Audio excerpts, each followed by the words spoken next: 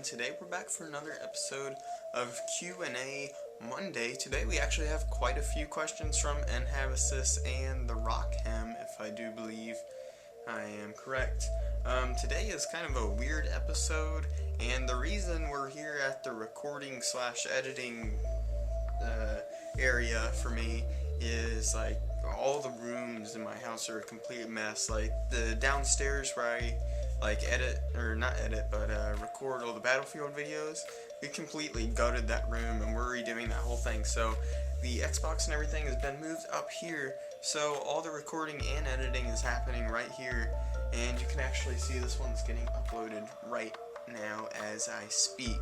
So that one's probably going to be going up Tuesday. But yeah, everything's been really chaotic, so getting videos out has been a challenge. But anyways, things did get out. I got the unboxing from Just Airsoft Ammo. That was pretty fun for me to do. And what else did I do here? I gotta check my questions for this week. And the random guitar cover, that was completely random. That was just to help other people that had nothing to do with this channel at all. But anyways, we're not here to talk about that. We're here to talk about your questions. First, I'm going to start talking about the questions from Rokhem. So the first one he asks is, what do you think of M4 versus AK? So overall, I would say for modding purposes, not modding, but I'm trying to look for the word that I need to use here. Pretty much what I'm thinking about is like all the different attachments you could put on it to make it ready for anything. And the M4 definitely superior in that aspect.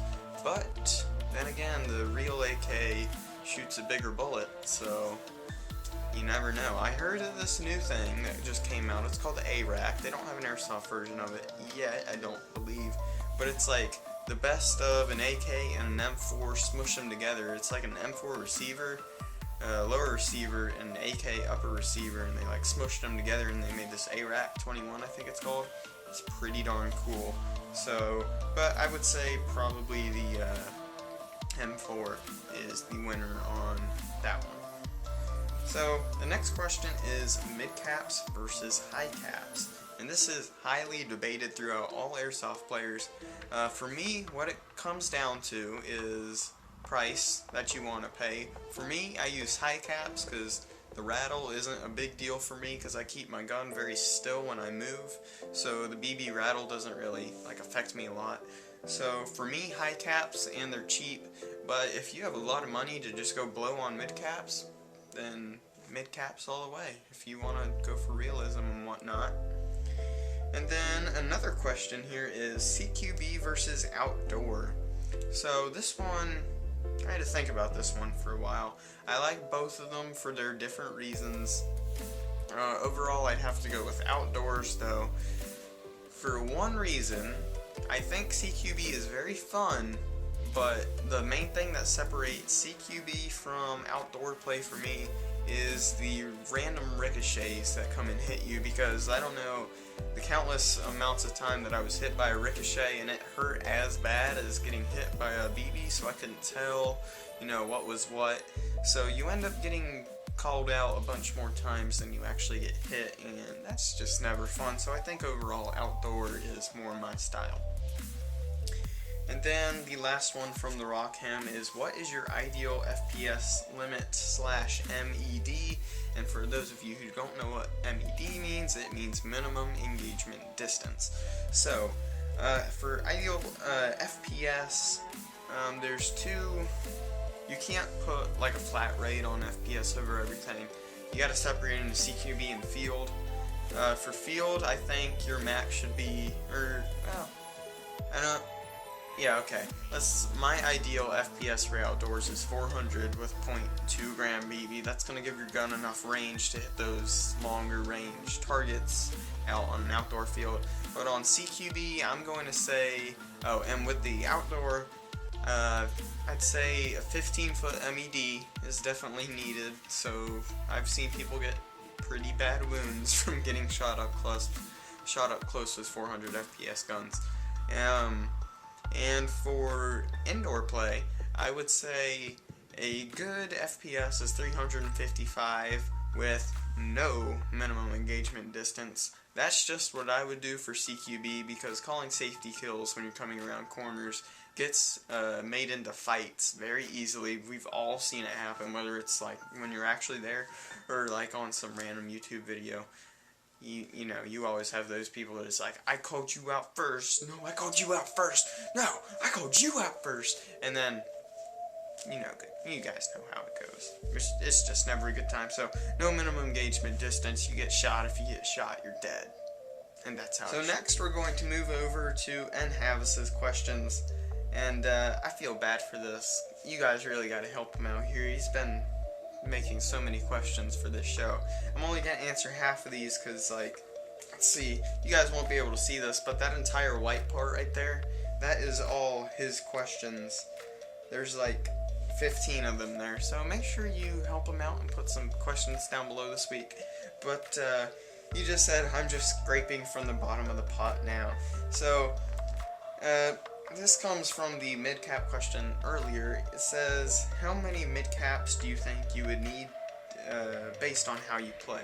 So for me, I play pretty aggressive, so I usually get pretty up close before I take my shots, so I don't really miss too many shots. So for me, I would probably carry 5 a game, so that'll give me about 250 rounds a game. That's pretty good for me, because I usually go through 1 high cap a round. And that's like 15-minute rounds, so I'd carry 5 if you want to play more of a support role and you're using, oh, what am I thinking? I'm thinking mid-cap's only 50 rounds. Okay, I'd carry 4, that would give me more than enough. I always forget that mid-caps actually carry like the 100 to 150 rounds. But anyways, the next question is, what is the average player count at your field? Right now, my local field just started up, like, it's might have been, we're coming around to 6 months maybe. They opened this past summer, so they're pretty new, but right now it's at about 15. So, and I know there's a lot of you guys that are actually subscribed to me that actually live in the area and know about Cedar Creek Airsoft, so I would definitely encourage you guys to come out to the field more often, because we definitely need more than 15 players out there. It just makes it way more fun.